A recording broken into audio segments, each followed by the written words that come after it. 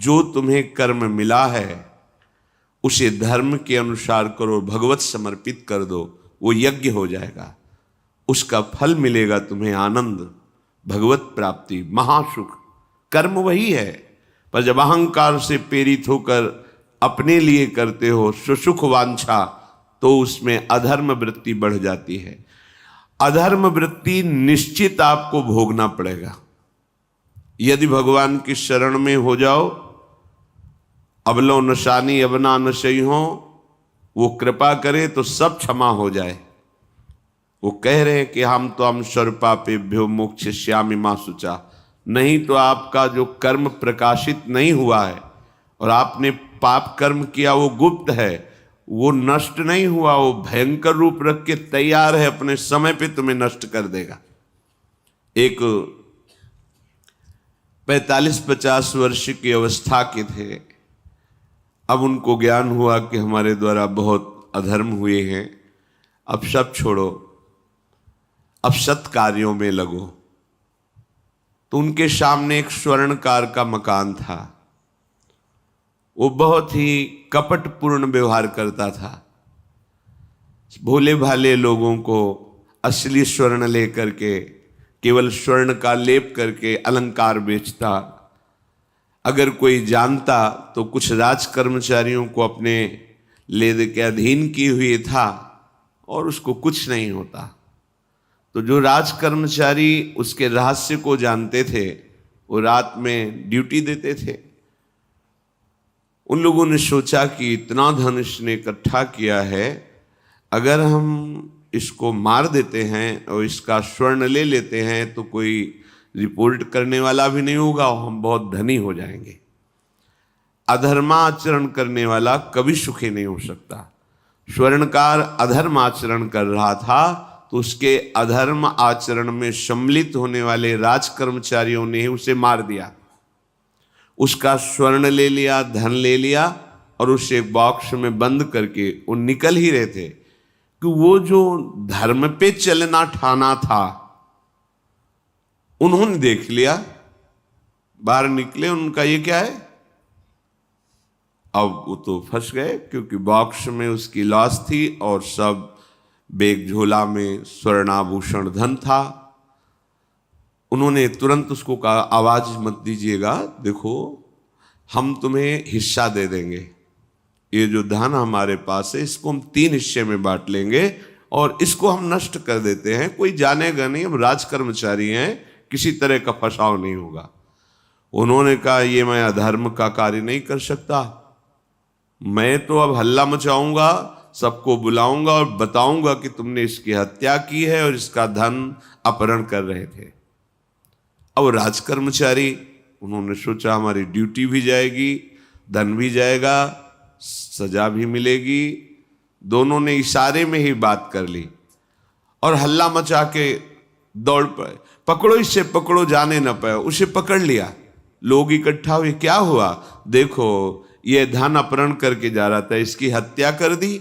तो हम लोग गश्त लगा रहे थे तो हमें शंका हुई, आए तो देखा ये पकड़ा गया, जो धर्म से चल रहा था उसको पकड़ लिया। अब तो प्रमाण, राजकर्मचारी खुद गवाही देने के लिए तैयार, उसे बंद किया गया, मुकदमा हुआ। वो बार बार जज के सामने यही कहता था, जिसकी कसम खवाओ हम कसम खा लेते हैं, हमने बिल्कुल ये कार्य नहीं किया, ये लोग ये कार्य कर रहे थे, हमने इनको रोका तो इन्होंने मुझे साझेदारी के लिए, पर मैंने वो स्वीकार नहीं किया तो फिर इन्होंने ऐसा किया। पर उसकी कौन बात माने, राजकर्मचारी गवाही। मुकदमा लंबा खिंचा, उसे जेल में रखा गया। हर बार आके वो यही प्रार्थना करता,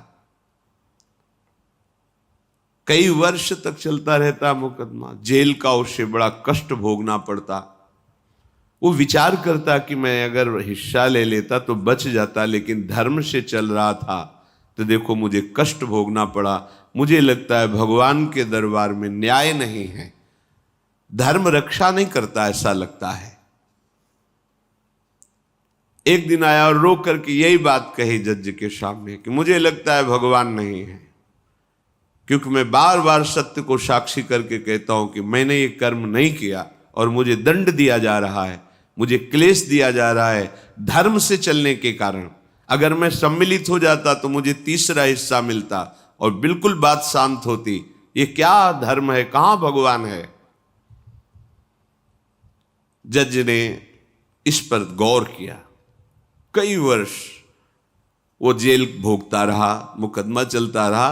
तब जज ने गौर किया कि बार बार ये कहता है इसकी जांच की जाए, तो हत्याकांड होते ही रहते हैं। एक शव आया वहां,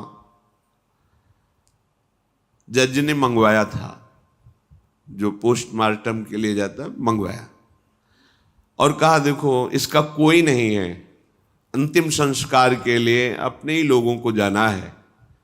तो 2 कर्मचारी जो थे सरकारी, जो स्वर्ण चोरी में सम्मिलित थे, उनको और उसको कहा कि बस तुम थोड़ी देर नदी के किनारे बैठे रहना, हम और लोगों को लेकर के आते हैं।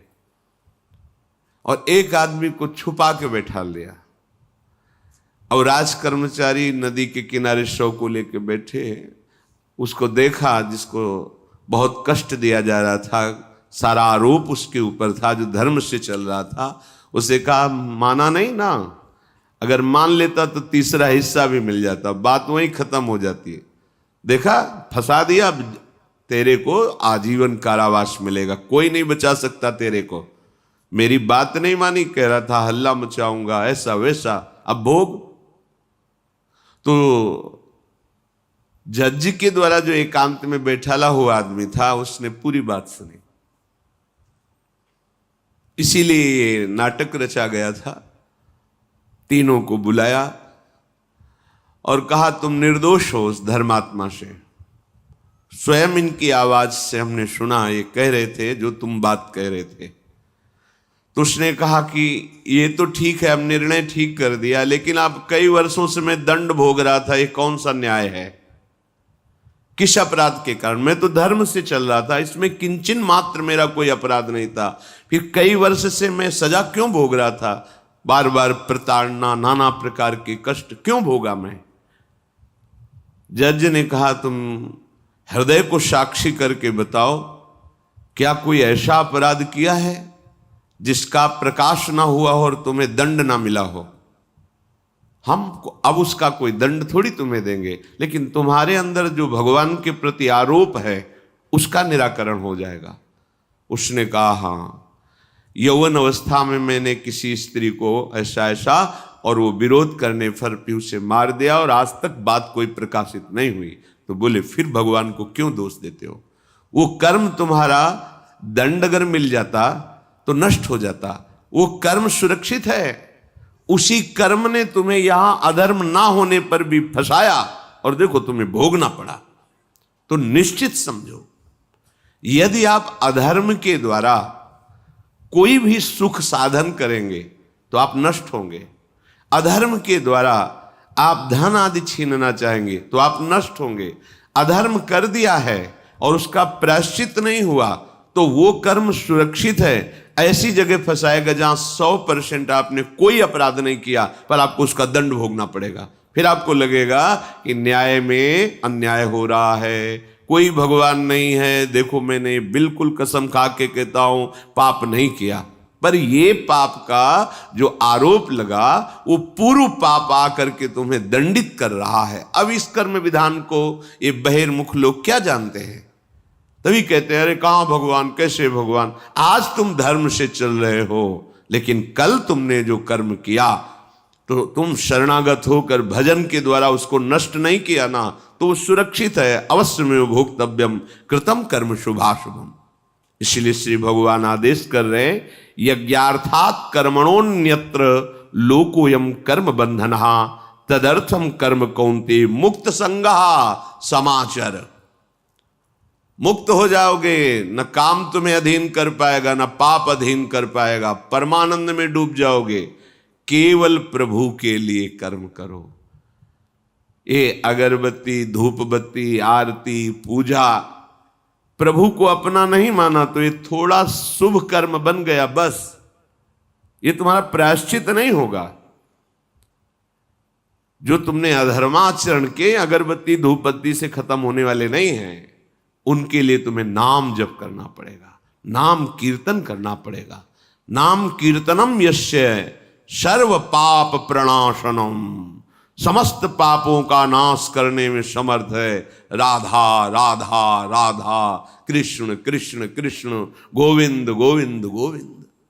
भगवन नाम, अगर भगवन नाम का आप निरंतर जप करने लगे तो आप स्वयं तर जाएंगे और लोगों को तार देंगे। मम भक्तियुक्तो भुवनम पुनात् सतरति सतरति सा लोकान तारयति। जो भी कर्म कर रहे हो वो भगवान के लिए भावना करो, उस कर्म को भगवान को समर्पित करो, तो तुमसे पापाचरण नहीं होगा। जो पापाचरण हो गए हैं 10 मिनट केवल बैठ करके अपने घर में ही ताली बजा के मंजीरा लेकर के, इसे नाटक मत समझो, आडंबर मत समझो। नहीं, जो आडंबर और नाटक किए हैं ना, वो जब अपना नाटक फैलाएंगे तो तुम उस नाटक से निकल नहीं पाओगे। माया का नाटक है। भगवान नाम कीर्तन, ये जो लोग कहते हैं ना कि भगवान तो हृदय में बैठे, दिखावे की क्या जरूरत है। अगर इतना बोध हो चुका है भगवान हृदय में बैठे, तब तो आप सिद्ध हो गए। केवल वाणी से बोल रहे हो, मन मानी आचरण कर रहे हो, दुर्गति को प्राप्त हो रहे हो, तो है ना सबके हृदय अछत विकारी, पर सकल जीव जग दीन दुखारी। सबके हृदय में बैठा है, पर दुर्दशा रोक रहा है क्या वो? क्यों? क्योंकि तुम केवल बातों से कहते हो सबके हृदय में बैठा है। ऐसा अनुभव किया? अगर ऐसा अनुभव किया तो बेविचार किसके साथ करते हो, चोरी किसकी करते हो, हिंसा की, कपट किससे, द्वेष किससे? बस केवल बातों से बात नहीं बनती। ये कर्म बातों से नष्ट नहीं होता, इसके लिए अनुष्ठान करना होगा नाम का। चाहे जैसी परिस्थिति हो, चाहे जो हो, जैसे भी हो, तुम्हारा मंगल होगा। अहोबत स्वपचतो गरीयान यज्जिभ्यागे वर्तते नाम तुभ्यम। वो नीच आचरण करने वाला, अभक्ष पदार्थ खाने वाला भी यदि भगवान नाम उच्चारण करता है तो परम पावन हो जाता। अहो, आश्चर्य की बात! बड़े बड़े प्रायश्चित जिसे पावन नहीं कर सकते, भगवान नाम उसे पावन कर देता है। जय शीत हरिवंश विचार के मनुज देह गुरु शरण गही, सकई तो सब पर पंच तजी कृष्ण कृष्ण गोविंद कही। कृष्ण कृष्ण गोविंद क्या जाता है? हम तो ये नहीं कह रहे कि तुम नहा के जपो, तुम ऐसा को, जैसे हो जहां हो, गोविंद गोविंद राधा राधा राधा वल्लभ श्री हरिवंश, तुम पावन हो जाओगे प्यारे। तुम्हारी दुर्गति, तुम्हारी विपत्ति, तुम्हारी उन्नति में जो बाधक कर्म है उनको नष्ट करो। किसी से भीख मांगने की जरूरत नहीं, कृपा की। अगर नाम जप नहीं तो कहीं भी भाग के चले जाओ, देख लो तुम्हें क्या मिलता है। नाम जप करो, तुम स्वयं देने वाले बन जाओगे। मांगना मिट जाएगा जन्म जन्म का। विश्वास करो, जैसे भी हो। नहीं छोड़ पा रहे गंदी बातें, शुरू करो। नाम को तो अंदर लाओ, वो तुम्हें इतनी सामर्थ्य देगा, सब छूट जाएगा, सब छूट जाएगा। विश्वास करो। आज तक जितने बड़े बड़े ऊंचाई के पद पर पहुंचे हुए महात्मा हैं, सबके मूल में नाम पाया गया। निरंतर नाम जप, निरंतर अभ्यास करने से होता है। विश्वास करो, इसके बराबर न तीर्थ याटन है, न कोई अन्य साधन है। नाम कलयुग केवल नाम आधारा, सुमिर सुमिर नर उतर ही पारा। जिसने नाम का आश्रय ले लिया महासुखी हो गया। पर जब तक तुम्हारे पाप कर्म भस्म नहीं होते, तब तक तुम्हें आनंद नहीं मिलेगा। इसलिए विश्वास करके दीर्घ काल तक सम्मान पूर्वक, आदर पूर्वक हृदय में नाम जप करो। जब पाप वासनाएं नष्ट हो जाएंगी, पाप प्रवृत्ति नष्ट हो जाएगी, तब आनंद की धारा, तुम्हें कोई भी विपत्ति, कोई भी संकट परास्त नहीं कर पाएगा। प्रश्न होता है कि हम बहुत प्रयास करते हैं पर सफलता नहीं मिलती। प्रयास को कहते हैं पुरुषार्थ, और सफलता नहीं मिली उसको कहते हैं प्रारब्ध। कभी कभी प्रारब्ध बहुत जोर का होता है, जो बड़े बड़े ऋषि मुनियों के ऊपर भी हावी हो जाता है। पर पुरुषार्थ व्यर्थ नहीं जाता। यदि वो सत है तो तुम्हारा पुरुषार्थ भी तो असत है। अगर राधा राधा बीच में बोलते रहो और प्रभु की भावना कर लो कि 8 घंटे से जो काम कर रहा हूं वो समय और वो कार्य दोनों प्रभु को समर्पित करते हैं, अब ये सत्य पुरुषार्थ हो गया। अब प्रारब्ध को बदलने की सामर्थ्य आ गई तुम्हारे पुरुषार्थ में। खिलवाड़ नहीं है जो तुम एक भी कर्म करते हो, वो कर्म सुरक्षित है, वो तुम्हें दंड दे के रहेगा या तुम्हें सुखी करके रहेगा। असत है, पाप है तो दंड देगा, सत है, सुकृत है तो सुखी करेगा। विश्वास मानिए, ये सत्य वार्ता है, ये कोई चाटुकारिता की बात नहीं है। सत्य में सत्य रहता है, चाहे जो युग हो, चाहे जो समय हो, सत्य अपना प्रभाव दिखा के रहता है। इसलिए भगवान का आदेश है, तुम्हारा जीवन भगवत प्राप्ति के लिए, आनंद में डूबने के लिए, मस्त होने के लिए मिला है। ये मस्ती नशा में नहीं है, ये मस्ती दूसरों के शरीर का मांस खाने में नहीं है, ये मस्ती दूसरों की हिंसा व्यभिचार इसमें नहीं है। मस्ती है स्वात्मानंद की। जब कोई चाह नहीं, कोई परवाह नहीं, मृत्यु भी एक खिलौना लगने लगे, उसे मस्ती कहते हैं। वो मस्ती आती है भगवान नाम जप से। शुद्ध ज्ञान का प्रकाश हुआ, मरने का भय खत्म हो गया, क्योंकि शरीर राग नष्ट हो गया। इसलिए सावधान होकर जो जहां जैसी भी परिस्थिति में हो, भगवान नाम सदैव अपने पास रखो। राधा राधा, कृष्ण कृष्ण, गोविंद गोविंद। देख लेना, निहाल हो जाओगे, निहाल हो जाओगे, मस्त हो जाओगे। हमारी बात मान लो, हमारी प्रार्थना मान लो, कुछ इसमें नहीं लगता है। इसमें न पैसा देने की बात कर रहे, ना कोई संयम नियम की बात कर रहे। जैसे बने, मन नहीं लगता, मत लगने दो, ये बड़ा दुष्ट है। ये लगता है हमें दुर्गति कराने के लिए। अगर इसकी हाँ में हाँ मिलाओगे तो ऐसे निंदनीय कर्म कराता है, घृणा होती है अपने मन से। देखो ना, झांक के देखो ना मन को, कभी ये तृप्त नहीं हुआ। वही गंदी बात, वही गंदा चिंतन, वही गंदे आचरण की प्रेरणा। इस दुष्ट को मित्र मानते हो, ऐसे मन को। जो हमारा खास दुश्मन है वो मन है। वासनाओं में फंसा हुआ, वासनाओं की प्रेरणा करने वाला दुश्मन मन है। इस मन को डंडे से मारो। डंडा है हरिनाम। जितना जपोगे मन उतना ही सावधान रहेगा। कृष्ण कृष्ण, गोविंद गोविंद गोविंद, निरंतर रटन करो। राधा राधा राधा। क्या जाता है? जिह्वा से नाम उच्चारण कर रहे, शरीर से अच्छे कर्म कर रहे हैं, विचार अपने आप पावन होने लगेंगे। विचार पावन हुआ तो महात्मा हो गया, चाहे वो गृहस्थ हो, चाहे वो विरक्त हो। तो ध्यान दीजिए, हमारे पुरुषार्थ को प्रबल करने वाला और प्रारब्ध को नष्ट करने वाला एक ही महान समर्थ है, भगवान नाम। इसके सामने कोई साधन बराबरी नहीं कर सकता। ये महामहिम नाम भगवान का है, भगवान को भी अधीन करने की सामर्थ्य रखता है। ये जो निकृष्ट भाव बैठा हुआ है, बेटी हुई उदास हो गए, लड़का हुआ थाली बजाओ, घंटा बजाओ, जिससे बहुत बड़ा, बिल्कुल ठीक नहीं है। ये बेटा होता किससे है? बेटी से ही होता है। तुम किससे हुए हो? किसी मां से हुए हो। वो क्या थी? किसी की बेटी ही थी। कैसी मूर्खता छा गई है, गर्भस्थ बेटी की कोई परवाह न करके उसको। ये क्या है? कितने राक्षस वृत्ति में आ गए हैं हमारी। राक्षस भी अपने बच्चों को नहीं खाते। कितनी राक्षसी बुद्धि। हम सुंदर दिखना चाहते हैं, समाज में सम्मान पाना चाहते हैं, और पाप कर्म कैसा? बेटी है गर्भ में, हत्या करा दो, नहीं चाहिए। बेटा कहां से पैदा होगा? वो किसी की बेटी से ही तो पैदा हो रहा है। कैसी मूढ़ता छा जाती है। वैसे भी शास्त्र में स्त्री हत्या करना बहुत बड़ा महापाप कहा गया है। फिर भ्रूण हत्या, गर्भ हत्या, गर्भस्थ शिशु की, उसमें भी कन्या, सर्वनाश। इसके बाद फिर रोते हैं, हमने कौन सा पाप किया, भगवान ने हमारा पुत्र छीन लिया। कौन सा पाप किया, भगवान ने ऐसा कर दिया। अरे अपने डायरी में तो लिखा करो कि तुमने कौन से पाप किए हैं। फिर जब परिणाम आवे तो सोचोगे तो लगेगा बहुत हल्के में निपाट रहे हैं भगवान, हमें तो बहुत कष्ट मिलना चाहिए। कैसी कैसी निर्दयता बैठ गई हो। हम मनुष्य कहलाते हैं, सदगृहस्थ कहलाते हैं, गर्व से चलते हैं। और गर्भस्थ शिशु की हत्या करते हैं। मान जाओ, ना सत्संग सुन रहे हो, ना शास्त्र स्वाध्याय कर रहे हो, इसलिए तुम्हें पता नहीं कि तुम कौन सा पाप कर रहे हो।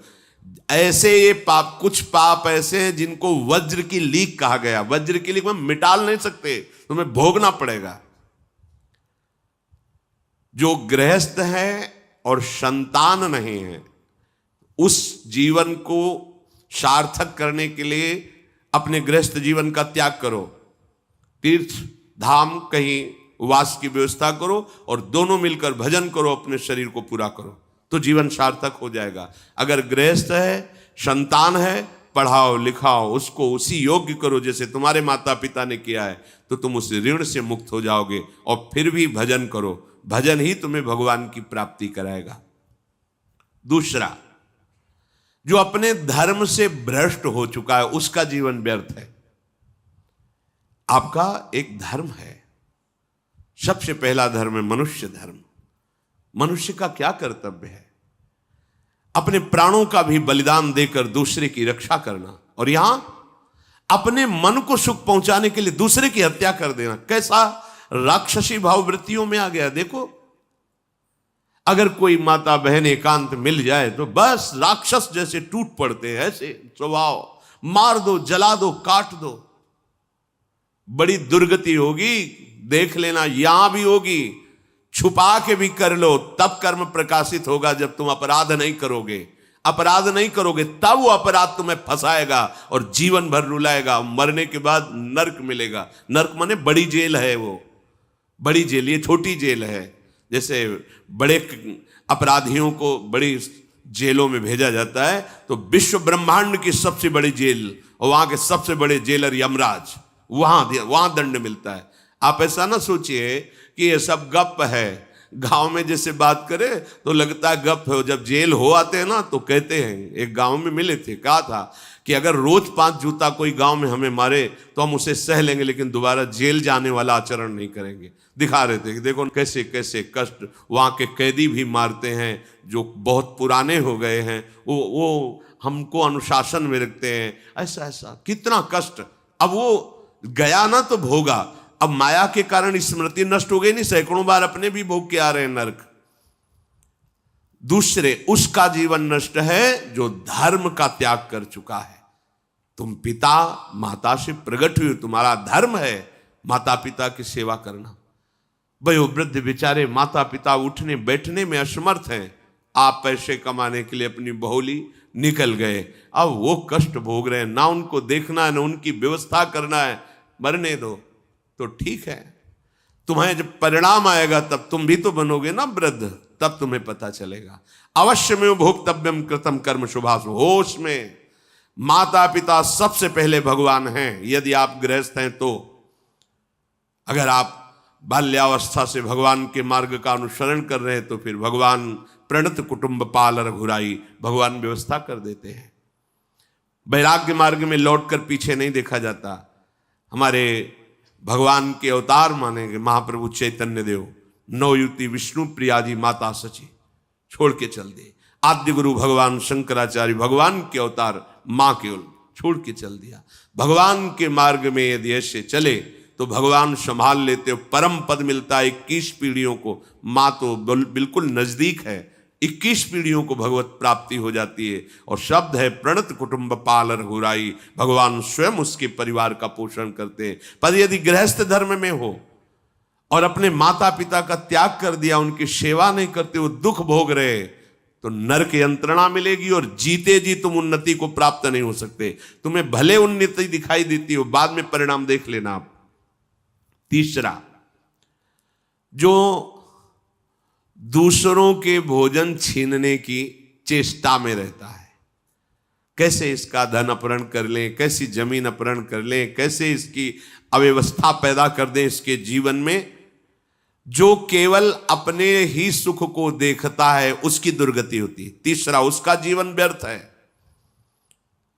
जो दूसरों के सुख का अपहरण करके सुखी होना चाहता है, सदैव केवल अपने सुख में डूबना, सोचना कैसे मैं सुखी हो जाऊं, अधर्माचरण करूं, छीन लूं, क्या करूं, कैसे करूं, उसका जीवन व्यर्थ है।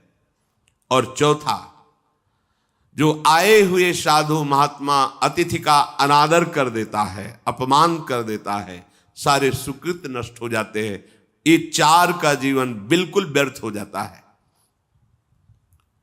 इनको असत जीवन कहा गया है, वृथा जीवन कहा गया है। इसलिए हे युधिष्ठिर, ये चार दोष कभी हृदय में ना आने पावे। आरूढ़ पतिते दत्तो मन्यायोपहृतम चयत व्यर्थम तु पतिते दानम ब्राह्मणे तस्करे तथा। बहुत ध्यान देने योग्य बात। जो वानप्रस्थ या विरक्त भाव संन्यास ले लेते हैं और कुछ वर्ष चलने के बाद मैं तो इस पे नहीं चल पाऊंगा लौट जाते, उन्हें घोर नरक की प्राप्ति होती है। कुछ भी कर लो, ये भारी अपराध तुम्हें नरक की प्राप्ति कराएगा। मार्कंडेय जी महाराज युधिष्ठिर को उपदेश कर रहे हैं। एक बार एक सन्यासी जी ने कहा था कि हमने गुरुजनों से सुना है कि यदि वचन से संकल्प ले ले कि बस अब कुछ महीने बाद हम सन्यास ले लेंगे और विरक्त होकर भगवान का भजन करेंगे, और यदि वो ऐसा नहीं करता तो उसे चंद्रायण व्रत रहना चाहिए, तब उस पाप से मुक्त होगा। चंद्रायण व्रत कहते हैं प्रतिपदा को 1 ग्रास, द्वितीया को 2 ग्रास और अमावस्या को 15 ग्रास, फिर नीचे घटाते चले जाओ 14, 13, 12, 11 ऐसे पूर्णिमा को पूर्ण 1 महीने से उपवास रहने से हम सन्यास लेंगे। इस बात के अपराध का उसको सन्यास लिया नहीं, केवल घोषणा कर दी थी। और जो सन्यास ले लिया या वानप्रस्थ, वानप्रस्थ कहते हैं पत्नी के सहित विरक्त होकर भजन करना। गृहस्थ में थे, अब निर्णय कर लिया कि अब आजीवन हम ब्रह्मचर्य रहेंगे और भगवान का भजन करेंगे, धाम तीर्थ वन आदि में रहकर वो जीवन में दोनों भजन करके भगवान की प्राप्ति में लगा, उन्हें वानप्रस्थ कहते हैं। सन्यास जो पूर्णतया वैराग्यवान होकर केवल भगवान के आश्रित जीवन।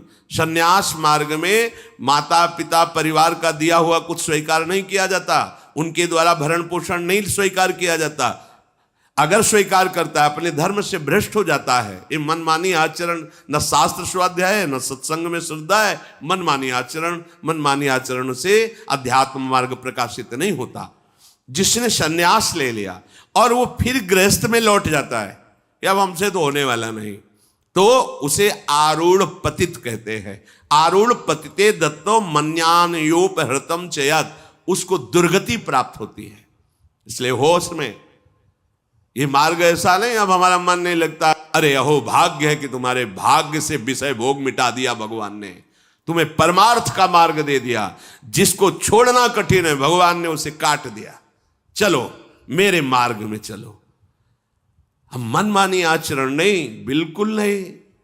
यहां शास्त्र आदेश करता है, ऐसे नहीं होना चाहिए कि 4 दिन हुए कपड़ा उतार दिया, कपड़े बदल लिए, 5वें दिन फिर उसी पोशाक में। तो जानते हो इससे क्या होगा? जीवन भर कुछ कर लो, दुर्गति प्राप्त होगी। तस्मात् शास्त्रम प्रमाणम ते कार्य, ये कानून है। कानून में फंस गए तो सजा निश्चित होगी।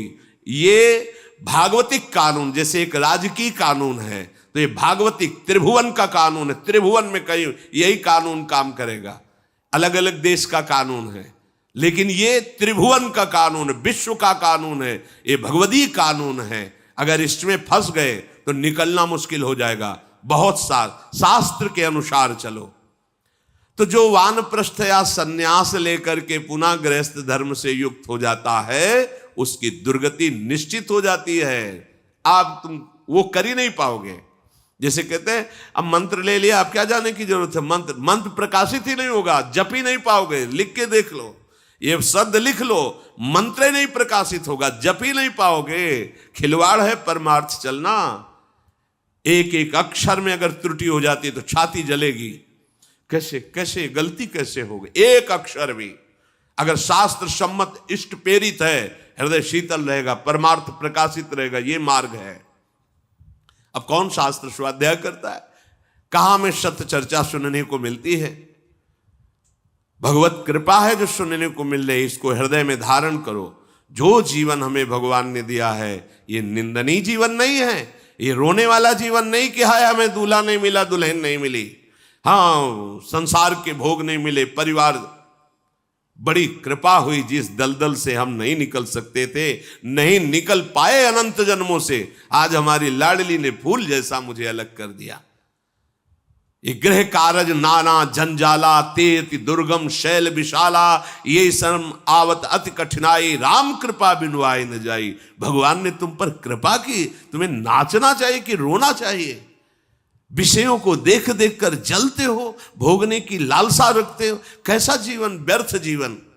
बिल्कुल नहीं, सावधान, तुम्हारा जीवन भगवान के लिए, तुम्हारे भाग्य में श्री जी लिख दी गई। आह, हमें नाचना चाहिए। हमारे भाग्य को बदल कर प्रभु ने अपना चरणारविंद, अपना धाम, अपना नाम, अपनी सेवा दे दी। धिक्कार है अगर ऐसे होने पर भी ललचाए और उस मार्ग की तरफ जाए जहां से श्री जी ने निकाल लिया है। तो जो वानप्रस्थ या संन्यास धर्म स्वीकार करके पुनः गृहस्थ धर्म का आश्रय ले लेता है, उसकी नारकी गति होती, दुर्गति होती है। और जो पापाचरण करके, अन्याय से, अधर्म से छीन झपट करके धन, और सोचता है उसमें कुछ दान कर देंगे। जैसे किसी ने प्रश्न किया था ब्लैक और वाइट, कि अब हम तो ब्लैक और वाइट का मतलब काला और सफेद समझते हैं, तो काला धन का मतलब होता होगा अधर्माचरण या जो राजकीय विभाग से पास ना हो, उसे ही काला धन कहते होंगे। तो काला धन काला ही रहता है, कोई वाइट नहीं कर सकता उसे। जमा कर लो, एक समय आएगा कि ट्रक में लद के सब चला जाएगा, तुम भी लद के चले जाओगे। अगर वो समय ना आया तो यमराज के दूत तुम्हें ले जाएंगे, सब यही पड़ा रहेगा। होश में चलो। दान किसे कहते हैं? खूब मेहनत करो, धर्म से कमाओ, फिर उससे एक रोटी की व्यवस्था किसी की भी कर दो, उसे सतदान कहते हैं।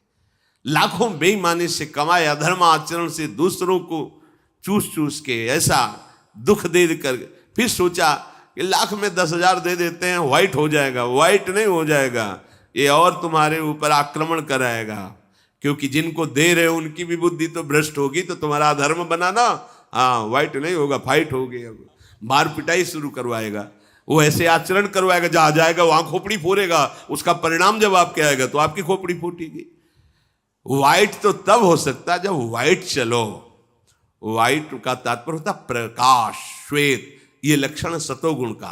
सात्विक भाव से चलो, मेहनत की कमाई से, पसीना चुहा के खूब मेहनत किया और फिर किसी को दिया, तुम्हारा परिवार उन्नतिशील रहेगा, तुम्हें लोक परलोक में सुख प्राप्त होगा। अन्याय से कमाए हुए धन का दान पतित कर देता है, पतित कर देता है। अब इसमें एक उपाय है, मुझे पता नहीं था, प्रमादवश मेरे से गलती हो गई, कभी जीवन में गलती नहीं करूंगा, अब सुधार के लिए करो, हो जाएगा। मुझे पता नहीं था, मैंने कभी सुना ही नहीं था, बस यही था कि धन प्राप्त करूं, धन प्राप्त करूं, और गलती हो गई। अब मुझे पता चला कि मैंने गलत किया है, तो अब लो नशानी, अब ना नशे करो, गौ सेवा, संत सेवा, ठाकुर सेवा, गलती आगे से नहीं करूंगा। ये एक सूत्र बहुत बढ़िया, अबलो नशानी अबना नशे, ये सबको पावन कर देता है, सब कुछ पावन कर देता है। पर ये ऐसा नहीं कि हम 100 कमा रहे हैं बेईमानी से तो 10 देते रहेंगे तो 90 व्हाइट होते रहेंगे, ऐसा कदापि कहीं नहीं लिखा। ये शास्त्र है, तस्मात् शास्त्रम प्रमाणन्ते। कई बार लोग प्रश्न करते हैं इस विषय का, ध्यान से सुन लो। अन्याय से कमाया हुआ धन अगर उसे हम दान भी करते हैं तो वो पतित ही करेगा, गिराएगा ही, किसी काम का नहीं है।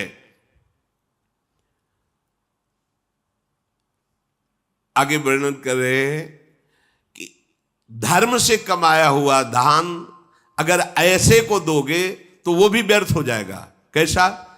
मिथ्यावादी, पापाचरण करने वाला, झूठ बोलता है, पापाचरण करता है, और आप उसे दान कर रहे हैं, बाद में वो पाप करेगा तो उसका फल आपको मिलेगा। उसके पाप के बढ़ावे में आप साझेदार हुए, आपका जो दान था उसके पाप में बढ़ावा देगा, आपको उसको साझेदारी का फल भोगना पड़ेगा।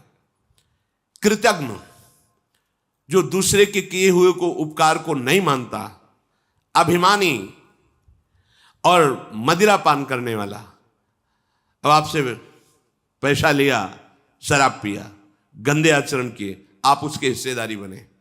ऐसा थोड़ी दान की कोई मांग रहा है दे दो, बहुत पात्र और अपात्रता का निर्णय करके दिया जाता है। ऐसे नहीं कि मांग रहा है तो देना ही पड़ेगा, नहीं, हमें अधिकार समझ में आवे कि हमारे द्वारा दिए हुए धन का सदुपयोग हो रहा है, वहां पात्र देख करके धन आदि का दान किया जाता है। जो पतित हो चुका है, जो अधर्म व्यवसायी है, जो तमोगुण से आवृत रहते हैं और अंदर क्रोध भरा रहता है, अहंकार पूर्वक दान करते मेरा सम्मान हो, ऐसे का दान ही नहीं स्वीकार करना चाहिए। ऐसे का दिया हुआ दान व्यर्थ हो जाता है, उसे निश्चित अन्य योनियों में जाके कष्ट भोगना पड़ता है। तामसी अहंकारी दान करने वाला परिणाम में दुख ही भोगता है। मैंने दिया, ये मैंने बनवाया, ये मैंने किया, ये तमोगुण का लक्षण अहंकार है। श्रेष्ठ मंत्रवेत्ता सतमार्ग में चलने वालों को दैन्य होकर छुपा कर दान देना, ये उत्तम लोगों की प्राप्ति कराने वाला है। देखना है, धर्म से चलता है। हम जो धन देंगे उसका धर्म में प्रयोग होगा। मंत्रवेत्ता है, निरंतर मंत्र का अनुष्ठान करता रहता, पावर है। अगर हमारा धन ऐसी जगह गया तो हमारे पापों का नाश करके उत्तम लोगों की प्राप्ति कराएगा।